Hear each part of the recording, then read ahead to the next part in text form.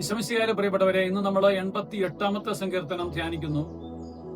പരിത്യക്തന്റെ വിലാപം എന്നുള്ള തലക്കെട്ട്, 18 തിരുവചനങ്ങള്, വിസ്മൃതിയുടെ നാട്ടിലേക്ക് ഉള്ളവരെ അനുസ്മരിക്കണമേ എന്നുള്ള പ്രാർത്ഥന, ഇതൊക്കെ ഈ സങ്കീർത്തനത്തിന്റെ പ്രധാന ആശയങ്ങളാണ്. വിലാപങ്ങളുടെ ഗണത്തിൽപ്പെടുന്ന ഈ സങ്കീർത്തനം മരണാസന്നന്റെ അവസ്ഥയെക്കുറിച്ചും ഒരുവന്റെ വിവിധ ദുരിതങ്ങളെക്കുറിച്ചുമാണ് പ്രതിപാദിക്കുന്നത്. ഒരുവൻ അനുഭവിക്കുന്ന ക്ലേശങ്ങളുടെ വിവരണവും മൃതരുടെ ലോകത്തിലെ അവസ്ഥകളും ഈ സങ്കീർത്തനത്തിൽ വെളിപ്പെടുന്നുണ്ട്. പ്രതീക്ഷ നഷ്ടപ്പെട്ട ഒരു വ്യക്തിയുടെ ദൈവസന്നിധിയിലുള്ള വിലാപമായിട്ട് ഇതിനെ കാണാനാവും.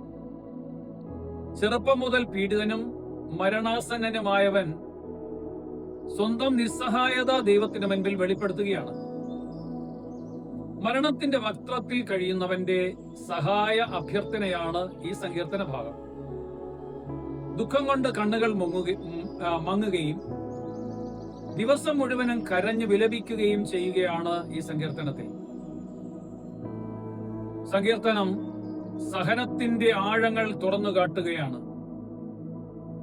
പ്രതീക്ഷയും പ്രകാശവുമില്ലാത്ത മനുഷ്യന് ശക്തി ലഭിക്കില്ല എന്ന് സങ്കീർത്തകൻ പറയുന്നു. എന്നാൽ സങ്കീർത്തകൻ ഇതിന് മറുപടിയായിട്ട് ഒരു മറുമരുന്ന് പറയുന്നുണ്ട്. പ്രാർത്ഥനയിൽ ശക്തി നേടുകയും ദൈവത്തോട് ശക്തമായിട്ട് അപേക്ഷിക്കുകയും ചെയ്യുകയാണ് ഇതിന്റെ എല്ലാത്തിന്റെയും പോംവഴി. നമ്മുടെ എല്ലാ വിലാപങ്ങളും കർത്താവിന് മുൻപിൽ സമർപ്പിക്കാം.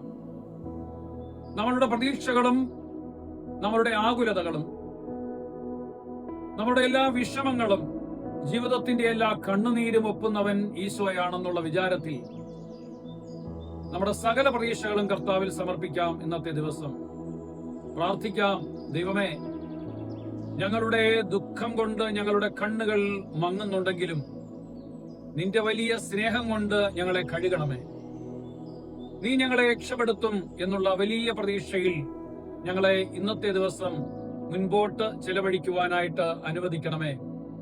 ദൈവസമർത്ഥമായിട്ട് നമ്മളെ അനുഗ്രഹിക്കട്ടെ. ആമേൻ.